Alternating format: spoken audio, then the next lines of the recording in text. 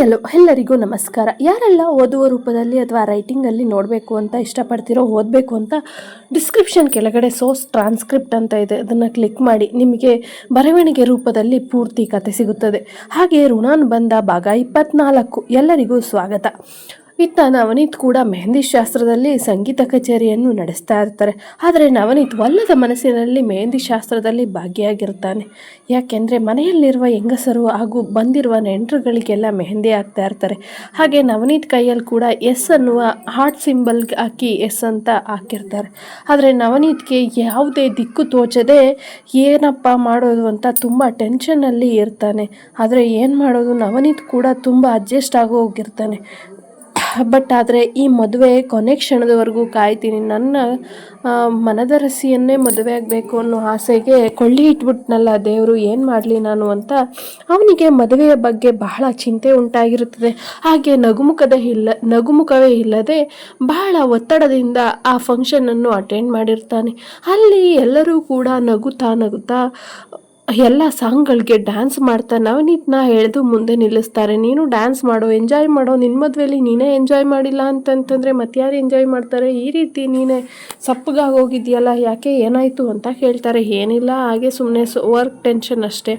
ನಾರಾಯಣಗೌಡರು work tension ಎಲ್ಲ ಬಿಟ್ಟು ಆರಾಮಾಗಿ ಇರೋದನ್ನ ಕಲಿ. ನಿನ್ನ ಮದುವೆ ಆಗೋದು ಲೈಫಲ್ಲಿ ಒಂದೇ ಸಾರಿ, ಅದನ್ನು ಯಾವಾಗಲೂ ಎಂಜಾಯ್ ಮಾಡಿಕೊಂಡು ಆಗಬೇಕು. ದೇವರು ಬರೆದಿರೋ ಋಣಾನುಬಂಧ ಇದು. ನಿಮಗೆ ಅಷ್ಟು ಗೊತ್ತಾಗಲ್ವಾ? ಇಷ್ಟು ದಿವಸದವರೆಗೆ ಇಷ್ಟೊಂದು ಖುಷಿಯಾಗಿದ್ದು ಮದುವೆ ಹತ್ರ ಬಂದಾಗ ಯಾಕೆ ಇಷ್ಟೊಂದು ಟೆನ್ಷನ್ ಆಗಿದ್ದೀಯಾ? ನಾನೇ ಇಲ್ವೇನೋ, ನೋಡು ಎಷ್ಟು ಆರಾಮಾಗಿದ್ದೀನಿ ಅಂತದ್ರಲ್ಲಿ ನೀನು ಆರಾಮಾಗಿರೋಕ್ಕಾಗಲ್ವಾ? ನೀನು ಆರಾಮಾಗಿರು, ಅದನ್ನು ಬಿಟ್ಟು ಈ ರೀತಿ ಟೆನ್ಷನ್ ಆಗೋದನ್ನ ಒಳಗಡೆ ಅಂತ ಹೇಳ್ತಾರೆ. ಆಗ ನಾವೇ ಸರಿ ಅಂತ ಬಂದು ಅಲ್ಲಿಂದ ಹಾಗೆ ಕಂಪನಿಯಲ್ಲಿರುವ ಕೆಲಸದವ್ರನ್ನೆಲ್ಲರೂ ಕೂಡ ಇನ್ವೈಟ್ ಮಾಡಿರ್ತಾನೆ. ಅವರು ಕೂಡ ಎಲ್ಲರೂ ಭಾಗಿಯಾಗಿ ಅವತ್ತಿನ ಪಾರ್ಟಿನ ಎಂಜಾಯ್ ಮಾಡ್ತಾ ಇರ್ತಾರೆ. ಸಿಟಿಯಲ್ಲಿ ಹಳ್ಳಿ ಲೈಫ್ಗಿಂತ ಡಿಫ್ರೆಂಟಾಗಿ ಮೆಹಂದಿ ಶಾಸ್ತ್ರ ಹಾಗೂ ಸಂಗೀತ ಕಚೇರಿ ಹಾಗೆ ಇನ್ನಿತರ ರೀತಿಯಾಗಿ ಆರ್ಗನೈಸೇಷನ್ ಮಾಡಿಕೊಂಡು ಈವೆಂಟ್ನ ನಡೆಸ್ತಾ ಇರ್ತಾರೆ. ಹಾಗೆ ಇದನ್ನೆಲ್ಲ ಮುಗಿಸಿ ಮತ್ತೆ ಮರುದಿನ ಅರಿಶಿನ ಶಾಸ್ತ್ರ ಇರುತ್ತದೆ. ಇತ್ತ ಶಾಲಿನಿಗೆ ಅರಿಶಿನ ಶಾಸ್ತ್ರ ಮಾಡಬೇಕಾದ್ರೆ ಶ್ರುತಿ ಪಕ್ಕ ಹೋಗಿ ಶ್ರುತಿಗೆ ಪೂರ್ತಿ ಅರಿಶಿನ ನೀರು ಶಾಲಿನಿಗೆ ಬೀಳಬೇಕಾಗಿದ್ದು ಶ್ರುತಿಯ ಮುಖದಲ್ಲಿ ಮತ್ತು ಮೈಯೆಲ್ಲ ಪೂರ್ತಿ ಶ್ರುತಿಗೆ ಬೀಳುತ್ತದೆ. ಇದನ್ನು ನೋಡಿದವರು ಶ್ರುತಿಗೂ ಕೂಡ ಬೇಗ ಮದುವೆ ಆಗುತ್ತೆ, ಅದಕ್ಕೆ ಇವಳಿಗೆ ಬೀಳೋ ಅರಿಶಿನದ ನೀರು ಅವಳಿಗೆ ಬಿದ್ದಿದೆ, ಇವಳ ಜೊತೆ ಆದಮೇಲೆ ನೆಕ್ಸ್ಟು ಶ್ರುತಿ ಮದುವೆ ತಯಾರಿ ಮಾಡಬೇಕಾಯ್ತೆ ಅನುರಾಧ, ನೀನು ಎಲ್ಲವನ್ನು ಇವಾಗಿಂದನೇ ನೋಡ್ಕೊ, ಮತ್ತೆ ಇವೆಲ್ಲನ ತಯಾರಿ ಮಾಡ್ಕೊಳಕ್ಕೆ ಕಷ್ಟ ಆಗಲ್ಲ. ಹಾಗೆ ಅಣ್ಣಂಗೂ ಹೇಳಿಬಿಡು, ಇವಳು ಮದುವೆ ಖರ್ಚು ಕೂಡ ಬೇಗ ಮಾಡಿಸಿ ಅಂತ. ಒಡವೆ ಗಿಡವೆ ಎಲ್ಲನೂ ಮಾಡಿಸಿ ಇಟ್ಕೊಂಡಿದ್ದೀರಾ ಬಿಡ್ರಿ, ನಿಮಗೇನಂತೆ ಬೇಗ ಮಾಡ್ತೀರಾ ಅಂತ ಬಂದು ಜನಗಳು ಕೂಡ ಮಾತಾಡ್ತಾರೆ.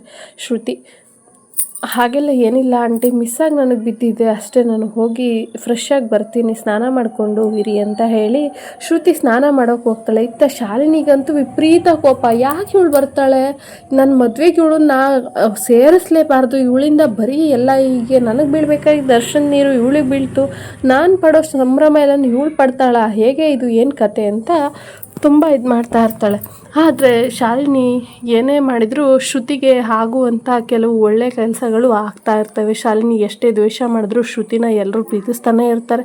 ಹೀಗಿರಬೇಕಾದ್ರೆ ರಾಮೇಗೌಡರು ಕೂಡ ಮಗಳ ಮದುವೆ ತುಂಬ ಟೆನ್ಷನಲ್ಲಿರ್ತಾರೆ. ಪ್ರತಿಯೊಂದನ್ನು ಸಂಭಾಳಿಸಿ ತರಕಾರಿ ಎಲ್ಲವನ್ನು ಚೌಟ್ರಿಗೆ ಸಾಗಿಸ್ಬೇಕು, ನಾಳೆ ರಿಸೆಪ್ಷನ್ ಇದೆ ಅಂತ ಹೇಳಿ ಪ್ರತಿಯೊಂದನ್ನು ಎಲ್ಲವನ್ನು ಲಿಸ್ಟ್ ಮಾಡಿ ಎಲ್ರಿಗೂ ಎಲ್ಲ ಒಂದೊಂದು ಕೆಲಸಗಳನ್ನ ಹೇಳ್ತಾ ಇರ್ತಾರೆ.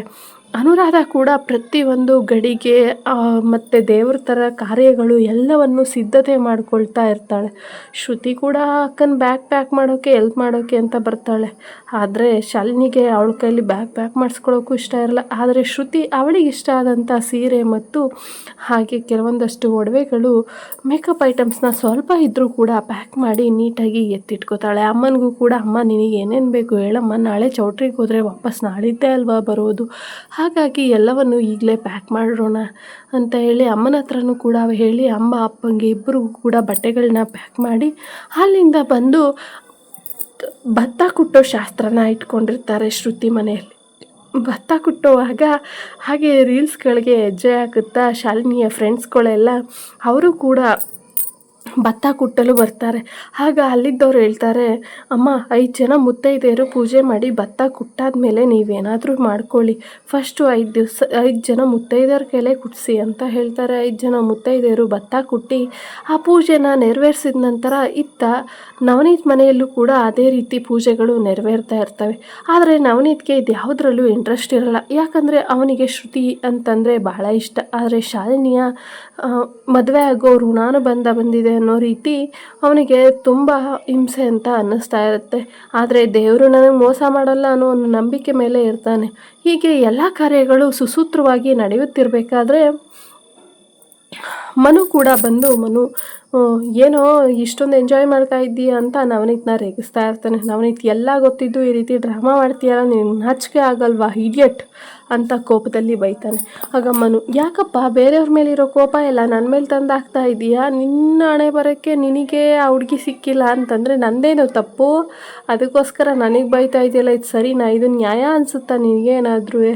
ಹೋಗೋ ಸುಮ್ಮನೆ ಅಂತ ಹೇಳಿ ನವನೀತ್ ವಾಶ್ರೂಮ್ಗೆ ಹೋಗಿ ಶವರ್ ಆನ್ ಮಾಡಿ ಶವರ್ ಕೆಳಗಡೆ ನಿಂತು ಕಣ್ಣಂಚಲ್ಲಿ ಇರೋ ನೀರನ್ನ ಶವರ್ನ ಹನಿಗಳ ಮೂಲಕ ಹೊರಗಡೆ ಕಳಿಸ್ತಾ ಇರ್ತಾನೆ.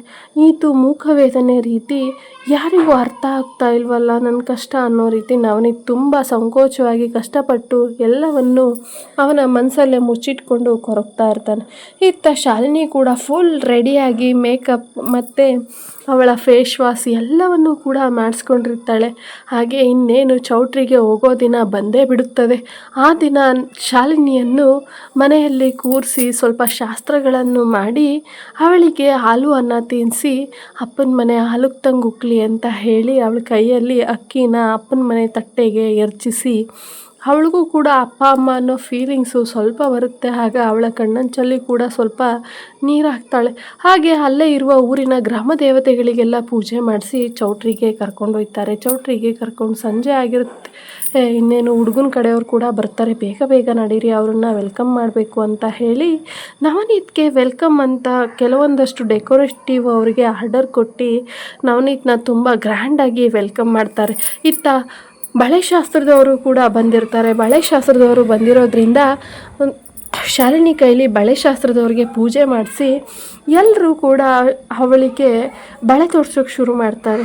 ಕಪ್ಪು ಬಳೆಯಲ್ಲಿ ಶಾಲಿನಿ ಹಾಗೆ ಆ ಮೆಹಂದಿಯ ಮೆರುಗು, ಅರಿಶಿನ ಶಾಸ್ತ್ರದ ಅರಿಶಿನ ಎಲ್ಲ ಮದುಮಗಳ ಕಳೆ ಬಂದು ತುಂಬಿ ತುಳುಕಾಡ್ತಾ ಇರುತ್ತೆ. ಅವಳ ಮುಖದಲ್ಲಿರುವ ನಗು ಆ ಕಳೆಗಳನ್ನು ಮೀರಿಸುವ ಹಾಗೆ ಅವಳನ್ನು ಬೆಂಬಲಿಸುವ ರೀತಿ ನಿಂತಿರುತ್ತದೆ. ಹೀಗೆ ಎಲ್ಲ ಕಾರ್ಯಗಳು ನೆರವೇರ್ತಾ ಇರ್ತವೆ. ಇತ್ತ ನವನೀತ್ಗೂ ಕೂಡ ಶಾಸ್ತ್ರ ಸಂಪ್ರದಾಯದಂತೆ ವಧುವನ್ನು ಒಳಗಡೆ ಕರೆದು ಆರತಿ ಮಾಡಿ ಅವನಿಗೂ ಕೂಡ ಕೆಲವೊಂದಷ್ಟು ಶಾಸ್ತ್ರಗಳನ್ನು ಪೂರೈಸಿ ಇನ್ನೇನು ನೈಟು ರಿಸೆಪ್ಷನ್ಗೆ ಇಬ್ಬರನ್ನು ಕೂರಿಸಿ ಫೋಟೋಸ್ ಎಲ್ಲನೂ ತೆಗಿತಾ ಇರ್ತಾರೆ. ಆದರೆ ಒಲ್ಲದ ಮನಸ್ಸಿದ್ರೂ ಅವಳ ಹೆಗಲ ಮೇಲೆ ಕೈ ಹಾಕೋಕೆ ಅವನಿಗೆ ತುಂಬ ಮುಜುಗರ ಪಡ್ತಾ ಇರ್ತಾನೆ.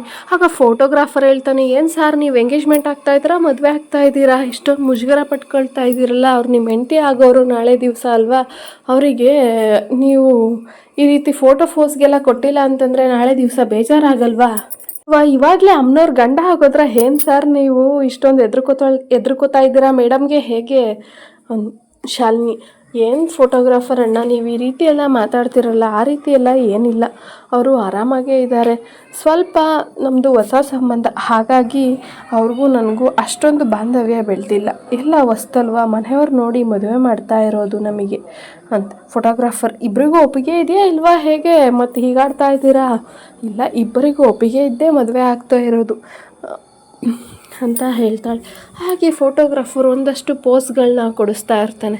ಬಟ್ ನವನೀತ್ ಮುಖದಲ್ಲಿ ನಗುವೇ ಇರುವುದಿಲ್ಲ. ಹಾಗೆ ಶ್ರುತಿ ಅವಳ ಫೋಟೋಗ್ರಾಫರ್ ಹಿಂದೆ ಪಾಸ್ ಆಗ್ತಾಳೆ. ಶ್ರುತಿನ ನೋಡಿದ ನವನೀತ್ಗೆ ಒಂದು ಕ್ಷಣ ಕಣ್ಣಂಚಲ್ಲಿ ಖುಷಿ ಆಕಾಶದೆತ್ತರಕ್ಕೆ ಹಾರ್ತಾ ಇರುತ್ತೆ.